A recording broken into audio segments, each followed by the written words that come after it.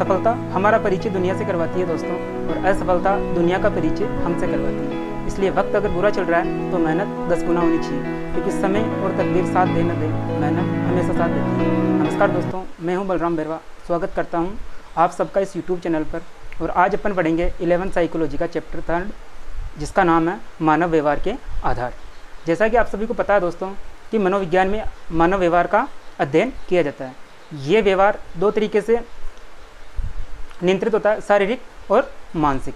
सभी प्रकार की मानसिक क्रियाओं को हमारा तंत्रिका तंत्र नियंत्रित करता है, और उसी का एक भाग होता है ब्रेन या मस्तिष्क। तो देखते हैं, हमारा शरीर छोटी छोटी कोशिकाओं से मिलकर बना होता है, जिसे अपन इंग्लिश में कहते हैं सेल। जब कई कोशिकाएं मिलती है तो उनसे मिलकर उत्तक बनते हैं। इन उत्तकों से मिलकर अंगों का निर्माण होता है। ये अंग मिलाकर तंत्र बनाते हैं, और तंत्र से मिलकर हमारा शरीर बनता है। जैसे कि आप सबको पता है, कंप्यूटर को अपन एक सिस्टम कहते हैं।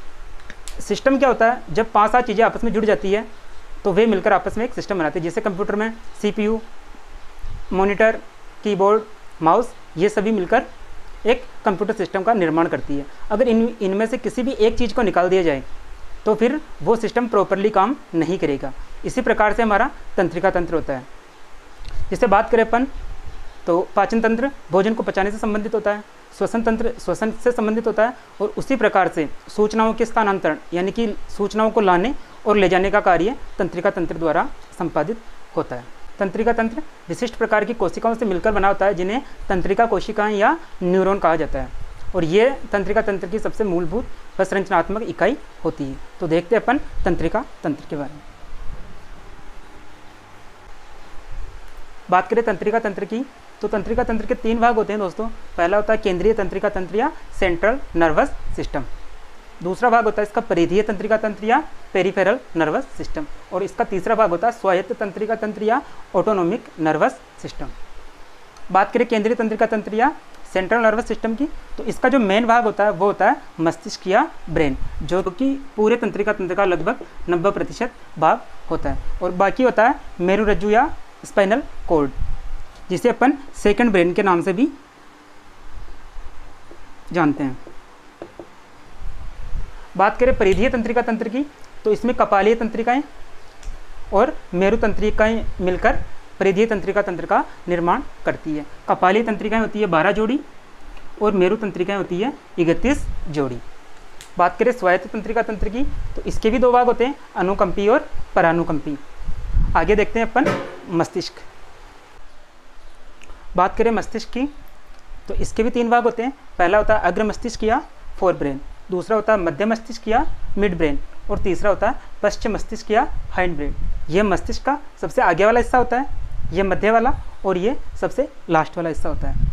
बात करें अग्र मस्तिष्क की, इसके भी 3 भाग होते हैं, प्रमस्तिष्क या सेरिब्रम, दूसरा होता है थैलेमस, और तीसरा हाइपोथैलेमस। बात करें मध्य मस्तिष्क की, इसके 2 भाग होते हैं, क्रोरा सेरिब्राई, और दूसरा होता है कार्पोरा क्वाड्रिजिमेना। बात करें पश्चिम मस्तिष्क की, इसके भी 3 भाग होते हैं, अनुमस्तिष्क या सेरिबेलम, दूसरा भाग होता है सेतु या पोन्स, और तीसरा भाग होता है मेडुला ओब्लोंगेटा। अब देखते हैं प्रमस्तिष्क या सेरिब्रम को। जिस प्रकार से कंप्यूटर सिस्टम में हार्ड डिस्क या मेमोरी कार्ड होता है, उसी प्रकार से हमारी बॉडी में मेमोरी का काम प्रमस्तिष्क करता है या सेरिब्रम। इसका कार्य चिंतन, मनन, तर्क, विश्लेषण, याददाश्त आदि को नियंत्रित करना होता है। यानी कि ये हमारे मस्तिष्क का सबसे बड़ा भाग होता है।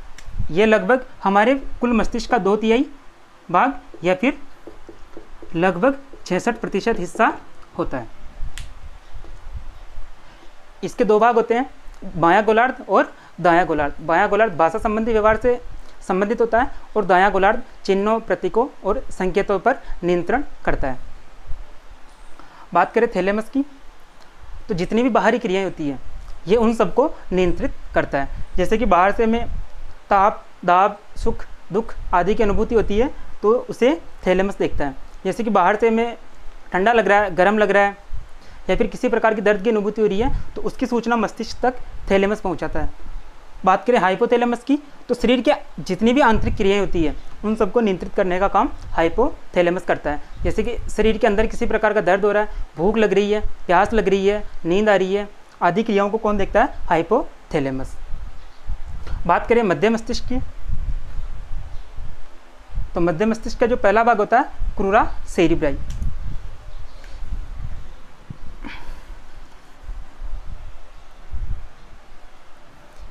ये क्या करता है? ये हमारे ब्रेन को स्पाइनल कॉर्ड से जोड़ने का कार्य करता है। यानी ये हमारे मस्तिष्क और मेरुरज्जु दोनों को जोड़ने का कार्य करता है और मेरुरज्जु पर कंट्रोल रखता है। बात करें कार्पोरा क्वाड्रिजिनेमा की, तो कार्पोरा देखने यानी कि आई और ईयर, इन दोनों पर अपना कंट्रोल रखता है। यानी कि देखने और सुनने से संबंधित जितने भी क्रिया होती है उन पर नियंत्रण कौन रखता है? कार्पोरा। बात करें पश्च मस्तिष्क की, इसके 3 भाग होते हैं। अनुमस्तिष्क ये क्या करता है? ये शरीर की जितनी भी ऐच्छिक क्रियाएं होती है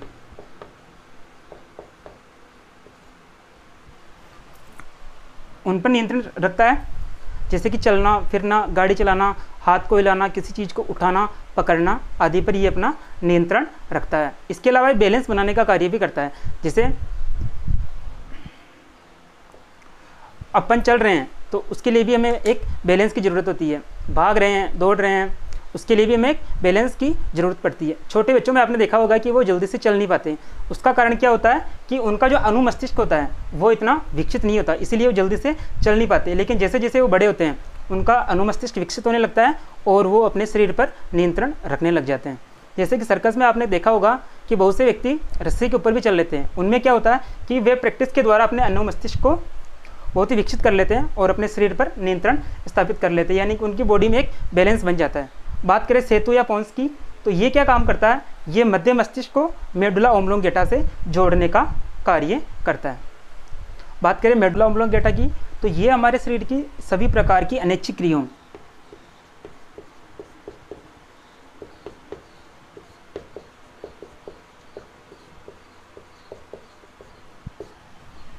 पर अपना कंट्रोल रखता है। यानी कि ऐसी क्रियाएं जिनमें हमारा कोई योगदान नहीं होता, जैसे कि हृदय की धड़कन, श्वास, ब्लड प्रेशर आदि को कौन नियंत्रित करता है? Medulla oblongata. और इसका जो नीचे वाला हिस्सा होता है वो मेरुरज्जु से जुड़ा हुआ होता है। बात करते हैं अपन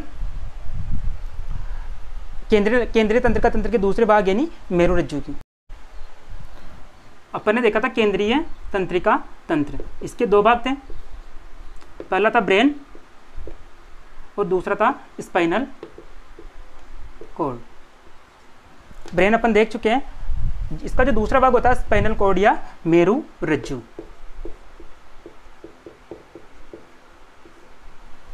हमारे मस्तिष्क के नीचे वाले भाग से एक मेरुरज्जु निकली होती है जो कि रीढ़ की हड्डी के अंदर सुरक्षित होती है। इस रीढ़ की हड्डी को अपन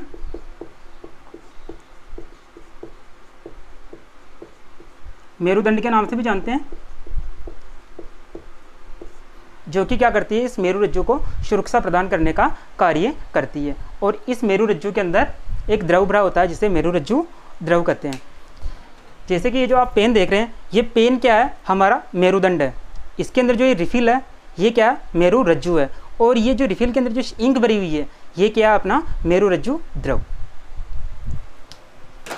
बात करें मेरुरज्जु की, तो ये क्या कार्य करती है? शरीर के जितने भी निचले हिस्से होते हैं या निचले अंग होते हैं उनसे प्राप्त होने वाली सूचनाओं को हमारे ब्रेन तक पहुंचाती है। और ब्रेन द्वारा जो भी निर्णय या सूचनाएं ली जाती है उन्हें वापस ये संबंधित अंगों तक पहुंचाने का कार्य करती है। इसके अलावा ये शरीर की कुछ अनैच्छिक क्रियाओं को नियंत्रित करती है और सभी प्रकार की प्रतिवर्ती क्रियाओं को नियंत्रित करती है।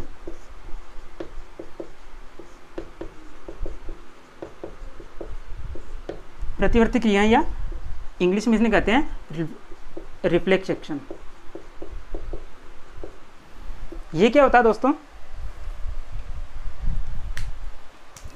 जैसे कि अपन तेज रोशनी में या सूरज की रोशनी में अचानक से जाते हैं तो अपनी पलकें स्वतः ही बंद हो जाती है, हमें बंद नहीं करनी पड़ती। इसके अलावा जैसे हम किसी गर्म या ठंडी चीज़ को छूते हैं तो अपना हाथ स्वतः ही वहाँ से दूर हट जाता है। ऐसी क्रियाओं को कहते हैं अपन प्रतिवर्ती क्रियाएं या फिर रिफ्लेक्स एक्शन बात करें अपन तंत्रिका तंत्र के दूसरे भाग यानी परिधीय तंत्रिका तंत्र।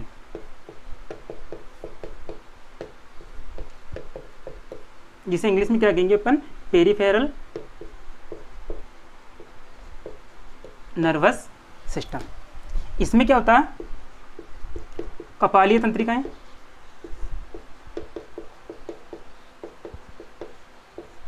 और मेरु तंत्रिकाएं।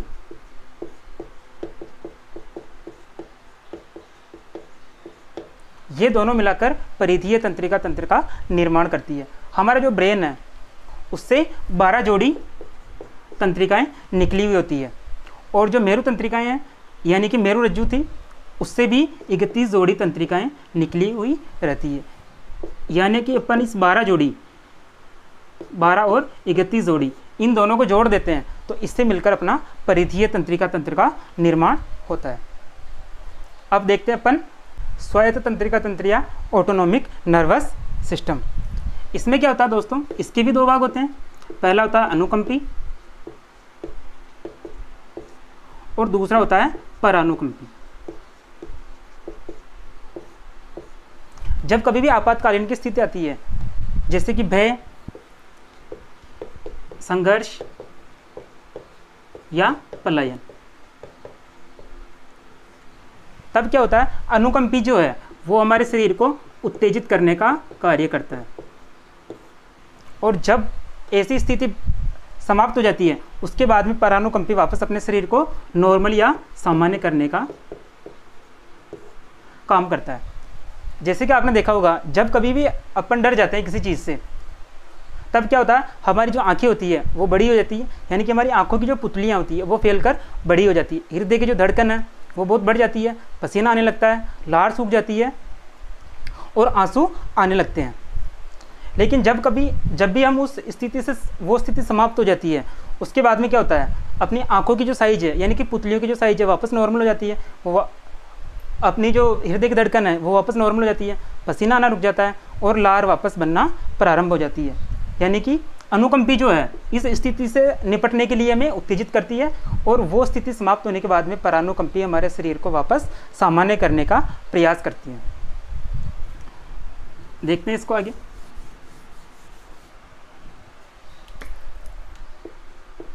अनुकंपी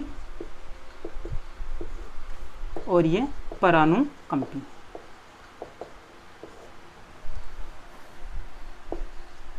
पुतलियां जब कभी भी आपातकालीन की स्थिति आती है तो अनुकंपी क्या करता है, इनको फैलाता है, और परानुकंपी इस स्थिति के बाद में क्या करता है, इनको वापस सामान्य कर देता है। बात करते हैं हृदय की गति। अनुकंपी क्या करेगा, इसको बढ़ा देगा, और ये स्थिति से समाप्त होने के बाद में परानुकंपी इसको वापस कम कर देता है। बात करें श्वेत ग्रंथि यानी पसीना निकालने वाली ग्रंथियां, अनुकंपी क्या करेगा, इसको बढ़ा देगा और परानुकंपी से बाद में वापस कम कर देगा। बात करें अश्रु या आंसू, अनुकंपी क्या करेगा, इसको बढ़ा देगा और परानुकंपी वापस इसे बाद में कम कर देगा।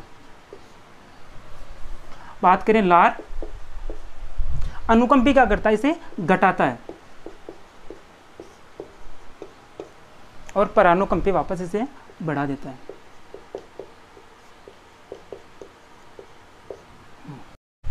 अब बात करते हैं अपन तंत्रिका कोशिका के बारे में।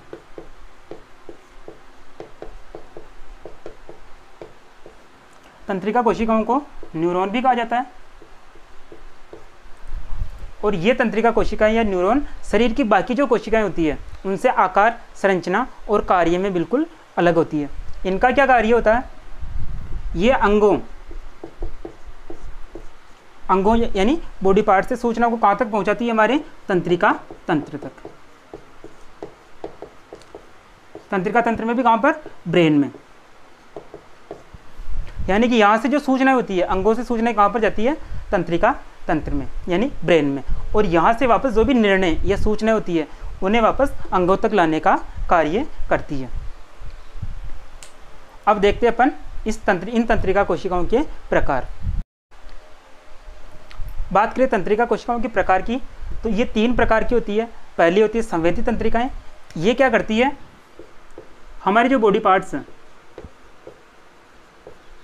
वहाँ से सूचनाएं कहाँ पर पहुँचाती है, ये केंद्रीय तंत्रिका तंत्र तक, यानी कि ब्रेन और स्पाइनल कॉर्ड। इसका जो दूसरा प्रकार है वो होती है पेशीय तंत्रिकाएं। ये क्या करती है, केंद्रीय तंत्रिका तंत्र, यहाँ से ही सूचनाएं पहुंचाती है वापस अपने संबंधित अंगों तक। तीसरा जो प्रकार है वो है साचरीय तंत्रिकाएं या फिर मिश्रित तंत्रिकाएं। इनमें क्या होता है, ये दोनों कार्य एक साथ होते हैं।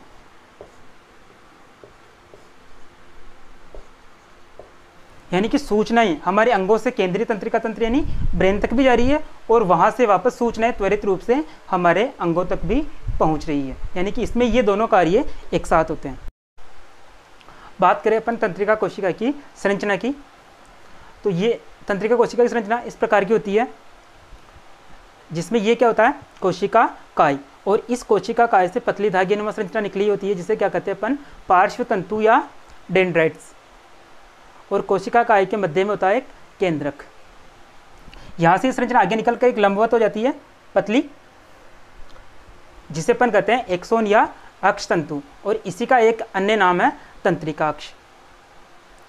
इस तंत्रिकाक्ष के ऊपर ये कवर्ड होते हैं, जिन्हें अपन कहते हैं माइलिन आच्छाद या माइलिन सित, और इसके अंदर जो संरचनाएं पाई जाती है, यानी कि जहाँ पर 2 माइलिन आच्छादों का जॉइंट होता है, इसे अपन कहते हैं रेनवियर की संधि या नोड्स ऑफ रेनवियर। ये संरचना आगे चलकर ये तंत्रिका का अंतिम सिरा वापस शाखा में बढ़ जाता है, जिसे अपन क्या कहते हैं, तंत्रिका का अंतिम सिरा या अंतस्थ बटन या टर्मिनल बटन्स। अब सूचना कैसे आती है दोस्तों, जैसे कि ये जो संरचना है पार्श्व तंतु या डेंड्राइट्स, जैसे ही कोई सूचना इन पे आती है तो वो यहाँ से ट्रांसफर होकर वापस कहाँ चली जाती है, अंदर कोशिका काय के पास। ये कोशिका काय क्या करता है, इस सूचनाओं को एक्सोन के माध्यम से, एक्सोन या तंत्रिकाक्ष के माध्यम से आगे भेज देता है। यहाँ से होती हुई ये सूचना क्या करती है, आगे आकर ये जो शाखा जैसी संरचना होती है इनके पास आ जाती है, और इसके पास ऐसी अगली तंत्रिका कोशिकाएं होती है जो आगे से आगे इस प्रकार की सूचनाओं को आगे से आगे भेजती रहती है। जैसे इसके बाद में वापस जो संरचना आएगी, जैसे कि ये जो आगे वाली संरचना है, इसके पार्श्व तंतु इस प्रकार होंगे, इनके मध्य में जो गैप पाया जाता है इसे अपन स्नेप्स कहते हैं। अब देखते हैं अपन तंत्रिका कोशिका के कार्य के बारे में। बात करें तंत्रिका कोशिका के कार्य के बारे में, तो ये क्या करती है, हमारी जो ज्ञानेंद्रियां होती है,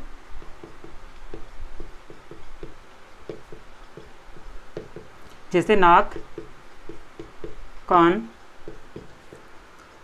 आँख, त्वचा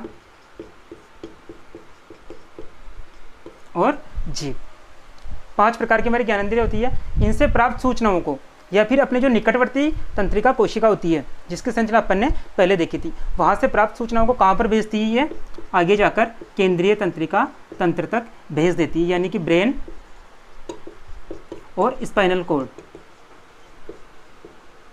जिसे अपन सेकंड ब्रेन के नाम से भी जानते हैं, यानी कि मस्तिष्क और मेरु रज्जु, यहाँ तक पहुँचा देती है। इसके बाद में क्या होता है कि मस्तिष्क जो भी निर्णय लेता है या फिर अपना सेकंड ब्रेन मेरुरज्जु जो भी निर्णय या सूचना वापस भेजती है, उन्हें ये वापस संबंधित अंग तक पहुँचाने का कार्य करता है। इस प्रकार हमारी शारीरिक क्रियाएं संपादित होती है। आशा करता हूँ कि आज का ये वीडियो आप सभी को पसंद आया होगा। इस वीडियो को ज़्यादा से ज़्यादा लाइक करें, चैनल को सब्सक्राइब करें और अपने दोस्तों के साथ में शेयर करें। अगर फिर भी आपका कोई क्वेश्चन रहता है या फिर किसी क्वेश्चन में आपको डाउट रहता है, किसी पॉइंट में आपको डाउट है, तो उसे आप कमेंट कर सकते हैं। आपके सवालों का सभी सवालों का जवाब वहाँ पर दे दिया जाएगा। धन्यवाद।